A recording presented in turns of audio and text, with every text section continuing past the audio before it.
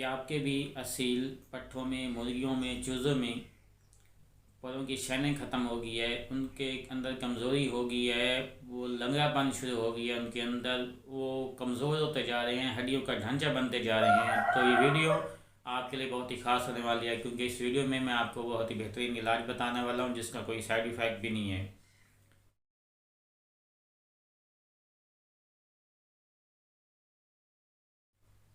अस्सलाम वालेकुम, मैं हूं डॉक्टर मज़हर इकबाल। आज एक नई वीडियो के साथ आपकी खिदमत में पेश हाजिर हूं। आप मेरा यूट्यूब चैनल और फेसबुक पेज मेरा देख रहे हैं डॉक्टर बर्ड्स ट्रीटमेंट के नाम से।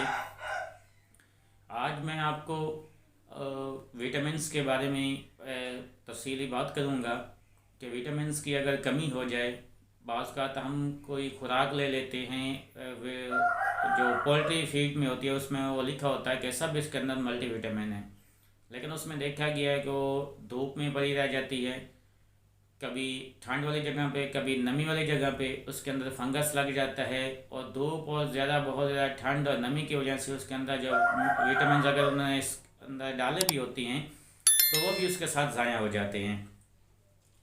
तो इसलिए हमें इजाफी तौर पे ऐसे मल्टीविटामिन और मिनरल चाहिए होती हैं, जो ना सिर्फ हमारे चूज़ों को, मुर्गियों को, पट्ठों को या अंडे देने वाली मुर्गियों को, उनके अंदर जिस्म के अंदर कैल्शियम, मल्टीविटामिन्स और मिनरल की कमी को पूरा करे। इसके साथ मिसाल आपको ये देखा गया है कि ये उनके परों की नशोनुमा बेहतर नहीं होती।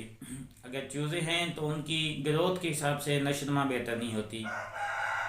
अगर मुर्गियाँ अंडे दे रही हैं तो उनकी अंडों की पैदावार में इजाफा नहीं होता, अंडे कच्चे रह जाते हैं, अंडे का खोल कच्चा रह जाता है। और अगर ब्रीडर हैं तो वो अच्छे ब्रीडर नहीं बन सकते। और काफ़ी और अक्सर देखा गया है कि वो कमज़ोरी की वजह से लंगड़ेपन का भी शिकार हो जाती हैं। तो इन तमाम मसाइल के हवाले से मैंने आज आपको बहुत ही बेहतरीन इलाज बताने वाला हूँ। किसी भी मेडिकल स्टोर या फार्मेसी से आपको वाइटालिन एल के नाम से एक सिरप मिल जाएगा।